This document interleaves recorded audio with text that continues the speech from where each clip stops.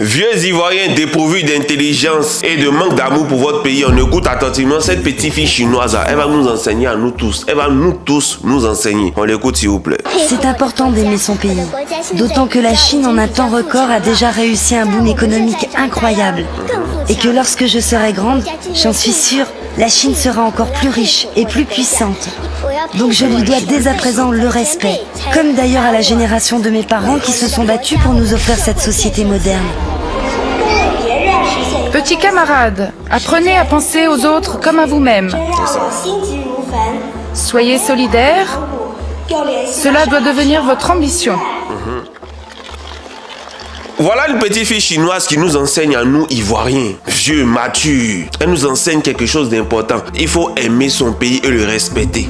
Nous les Ivoiriens, en fait, dès qu'on sort du pays net, on insulte tout le monde. On dépose caméra, on insulte le président, on insulte sa femme, on insulte tout le monde, on insulte tout le pays. Alors qu'on est allé à l'étranger, on peut étudier, apprendre de nouvelles choses et puis venir mettre ça en pratique dans notre pays. Mais quand on va à l'étranger, c'est une ouverture, c'est une porte pour nous pour pouvoir insulter, pour pouvoir dénigrer, pour pouvoir narguer les gens qui sont au pays parce qu'on s'est dit qu'on ne peut pas nous rapatrier. Mais à quel moment dans ce qu'on est en train de faire, on rend service au pays? À quel moment? Vous pensez que tous les Chinois qui sont à l'étranger, qui vont aux États-Unis, qui viennent en Suisse, qui vont en France, qui vont dans plusieurs pays, qui étudient, vous pensez que tous ces gens-là sont d'accord avec la politique qu'il y a en Chine? Non, ils ne sont pas tous d'accord. Mais ils finissent d'étudier, ils retournent en Chine. Ils vont participer à l'économie de leur pays. Ils vont se battre pour que l'économie de leur pays soit en avant. Aujourd'hui, on est passé d'un pays où les gens mouraient de faim à un pays qui a une économie la plus dynamique du monde. Voilà ce qui se passe en Chine. Et voilà ce que les enfants chinois, c'est-à-dire qu'à partir de 5 ans, 8 ans, on leur enseigne quelque chose d'important. Il faut aimer ton pays, peu importe qui est au pouvoir. Cette petite fille-là, ses parents, mais peut-être sa maman même est née. C'était Xi Jinping qui était là. Elle-même, elle est née. Xi Jinping est là. Peut-être même elle aura 25 ans. Xi Jinping sera toujours là. Mais ça ne l'inquiète pas. Parce que c'est que Xi Jinping va passer.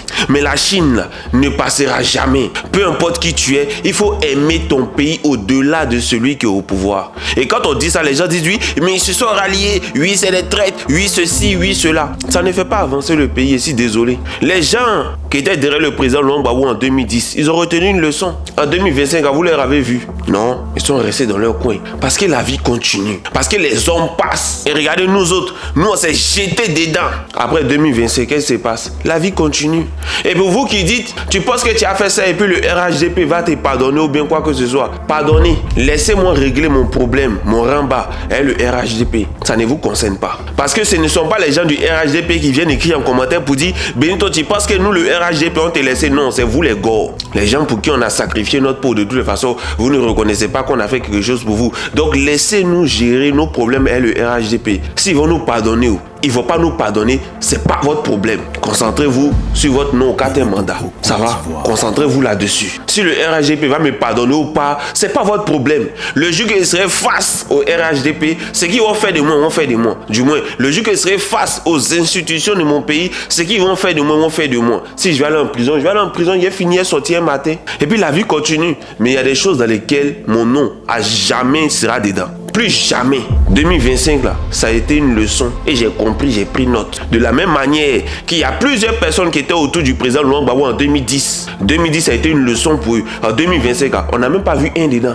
La plupart des gens qui parlaient pour le président Laurent Gbagbo qui se promenaient sur les plateaux télé là, on n'a pas vu un dedans. Ils sont connus, ils sont en Côte d'Ivoire. Ils ont juste observé. Quand c'est fini, ils ont dit ouf, Dieu merci n'est pas mis mon pied dedans. Mais nous autres, on n'a pas pris drap. Donc plus jamais. Donc enlevez vos bouches dans mon ramba et les gens du pouvoir. C'est pas votre problème. C'est moi qui ai mon problème, non? C'est moi qui ai géré. Ça vous regarde pas.